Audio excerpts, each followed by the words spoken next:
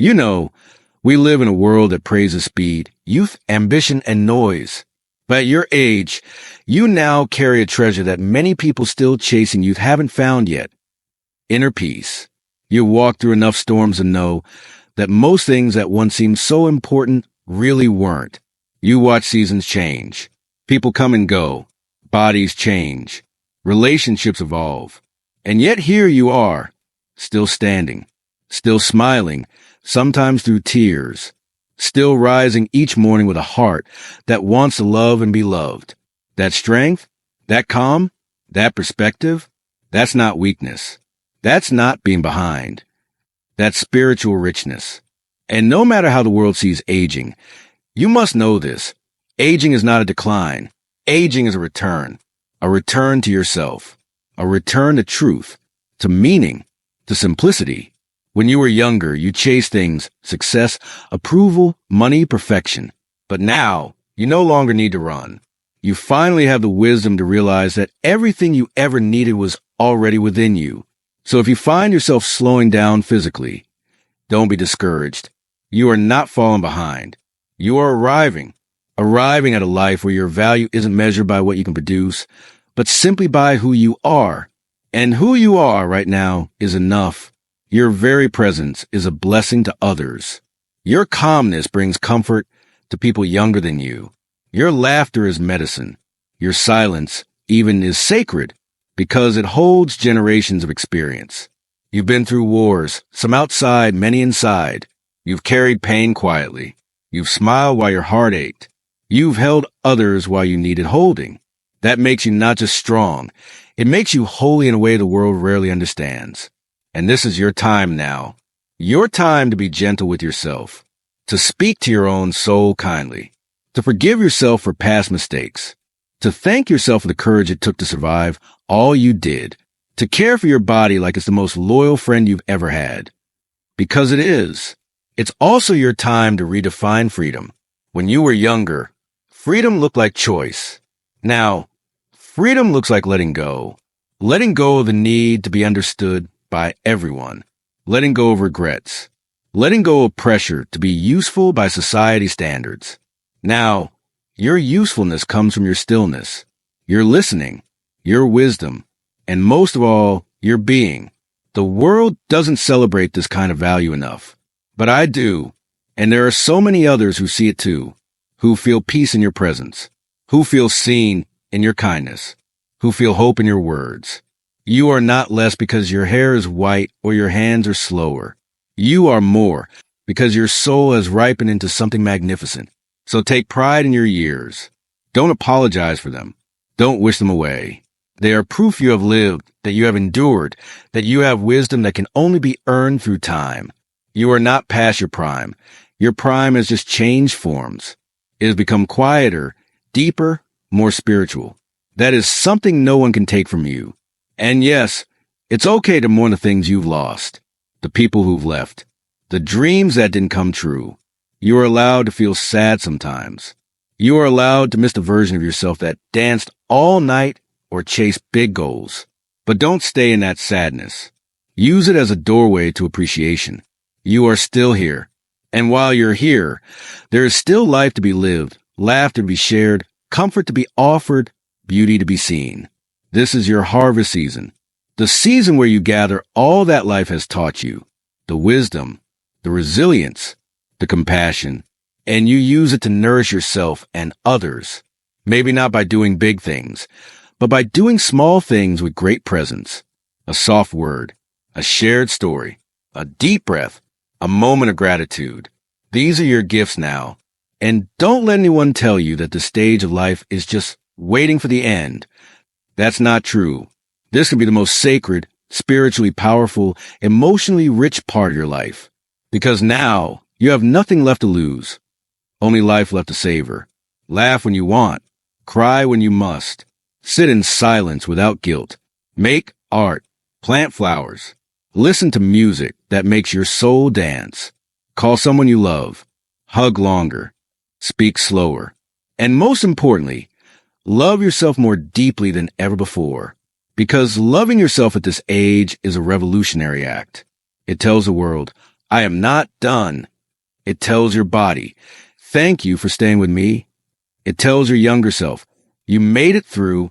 And it tells your future, I'm still here, and I still have something beautiful to give. You are not a burden. You are a light. You are not an afterthought. You are a foundation. You are not too late. You are right on time. So please, keep waking up with hope. Keep believing in love. Keep sharing your heart. Keep learning, even if it's just one new word. Keep laughing, even when life hurts. Keep dreaming, even if you've seen 100 dreams before. And most of all, keep living fully, freely, and unapologetically. You are a rare and beautiful soul in this world. You are a walking miracle. And the world is a better place simply because you are in it. And even if you walk slower, your presence is deeper. Even if your voice is softer, your words are wiser. Even if your steps are fewer, your impact is greater. You have seen storms come and go. You have held hands at funerals and rocked babies to sleep. You have made mistakes and still forgiven yourself. You have known heartbreak and still chosen love. That makes you rare. That makes you radiant. This is your time, not to retreat from life, but to embrace it in a new way. Let this be your season of still joy, of peaceful strength, of silent power. And no, you don't need to walk a mile every day to be healthy. You don't need to run marathons or go on adventures. You just need to wake up with purpose, to fill your day with meaning, not activity. And if you're doing those 5 things we mentioned, stretching your body, strengthening your frame, reflecting on your life, learning something new, and connecting with hearts, then you are not only healthy, you are alive in a world that often forgets to honor the quiet wisdom of the elderly. There comes a time in your life, somewhere between 60 and 80, when you begin to truly understand the immeasurable value of peace, dignity, and emotional boundaries. You no longer owe your soul to the noise of the world or your story to people who haven't earned the right to hear it. You've earned your silence. You've earned your boundaries. You've earned your freedom from having to explain yourself over and over again. In old age, there are some things that are not meant to be shared, not because you are hiding, but because you are finally wise enough to protect the treasures of your spirit. One of those treasures is your regrets, the soft, quiet lessons you learn the hard way. Your regrets are not for public consumption or emotional exposure. They are your private teachers. The world doesn't need to know every tear you cried, every wrong turn you've taken, or every scar you've earned. Those experiences have made you into someone who knows what really matters. You've grown past the need to spill your soul to strangers or even to those close to you who might not understand. Let your regrets become your silent wisdom, not wounds you reopen for the entertainment or judgment of others.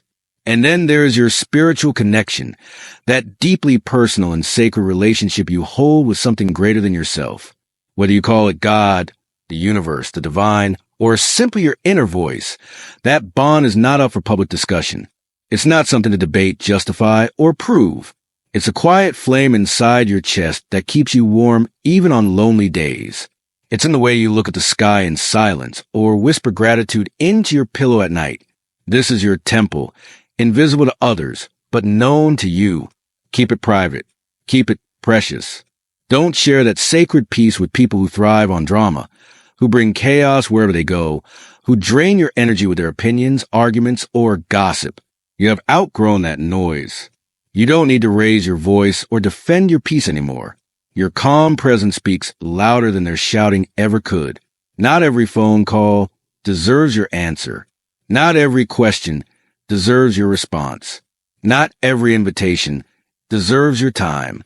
You are not rude for protecting your peace. You are wise. You are seasoned. You are free.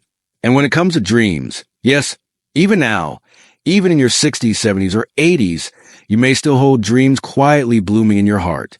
Don't let the world laugh at them. Don't let small-minded people shrink them. You are not too old to desire, to hope, create. But you don't need to announce those dreams anymore.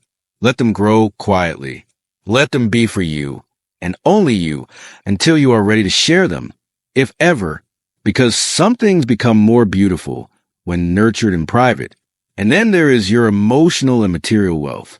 Whether it's money you've saved, wisdom you've gathered, or love you've poured into the world. Not everyone deserves access to your gifts. Some people will take and take, never pause and honor the giver. In this chapter of your life, generosity must be guided by discernment. Share with those who value your presence, not just your possessions. Give to those who see your worth, not just your wallet or wisdom. You don't owe everyone your energy. You don't need to be everything to everyone. Your worth is not measured by how much you give away, but by how deeply you've learned to honor yourself. And the beautiful truth is, you are no longer a seeker. You are a jewel. You are not looking for meaning. You are radiating it. You're not trying to fit in. You are the pattern others learn from. And you don't have to prove your value with noise or effort. Your silence now holds more power than your speeches once did. You've reached a point where your quiet presence in a room is enough to calm storms. You become a lighthouse, unmoved, unshaken, glowing gently for those who seek the shore. In this season of your life, you don't need to shout your story or open your soul to every curious eye. You don't need to keep justifying your choices, your history, your personality, or your dreams. The peace you've earned is sacred. Protect it. The wisdom you've grown is sacred. Protect it. The dignity you carry is sacred. Protect it. You walk through enough storms to know that not everyone who listens truly hears, and not everyone who smiles truly cares. So speak only when it serves your peace. Share only when it strengthens your joy. Let people wonder what you're thinking. Let them guess at your strength. You do not owe anyone a map to your inner world. You are not hiding. You are guarding what is holy.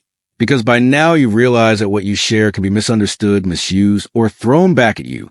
And that silence sometimes is the most beautiful answer, not out of bitterness, but out of balance, not out of fear, but out of wisdom, not to shut people out, but to protect what matters most, your soul. So in old age, hold your truth close. Keep your light warm. Share only with those who lift your spirit. Honor your journey. And speak the language of peace. The rest? Let it go. Let them go. The more you keep your joy protected, the more it will grow inside you. And the world? It may never understand the depth of your silence, but you will, and that's more than enough. Because in the quiet of your own heart, you will know that this is not the end of your story. It is the beginning of the most peaceful, powerful, and dignified chapter of all in this phase of life. Somewhere between the wisdom-wrapped decades of 60, 70, and 80 years, you carry a power that many have never seen. The power of choosing what to reveal and what to hold close to your heart. Of understanding that not every secret of your soul must be shared. Not every whisper of your heart aired for scrutiny, judgment, or pity. Because true dignity lies not in exposing every part of yourself, but in guarding the sanctity of your inner world. And as you stand upon the serene cliff of life's later years, pause to remember how much you've accumulated. Not in possessions, but in truths. Not in applause, but in quiet endurance. Not in accolades, but in gentle acceptance that your greatest strength now is your calm, your reserved spirit, and your ability to hold your peace like a cherished treasure, refusing to give it away to those who neither understand nor appreciate its value. This is why, in old age, you choose never to share the depth of your regrets. For regrets are not your identity, but your teachers, figures in your memoir who visited but did not stay, and they belong in the privacy of your own reflections, not on the public stage, where they risk being dissected, misunderstood, or used as weapons by those who know nothing of the roads you traveled, the tears you shed, the choices you couldn't change, and the lessons you carried forward. Therefore you let them lie gently in the tender pages of your own heart, and you choose never to reveal the intimacy of your spiritual journey, for your relationship with the divine, with the universe, with what you see as greater than yourself, is a sacred thing, a soft current that flows inside you and brings you peace, whispering meaning in moments when words fail and thoughts calm, and you guard it like a friend. You walk with under the moonlight, not to be paraded, but to be quietly honored as the reason you've endured, the reason you've forgiven, the reason you still hope, and you choose not to.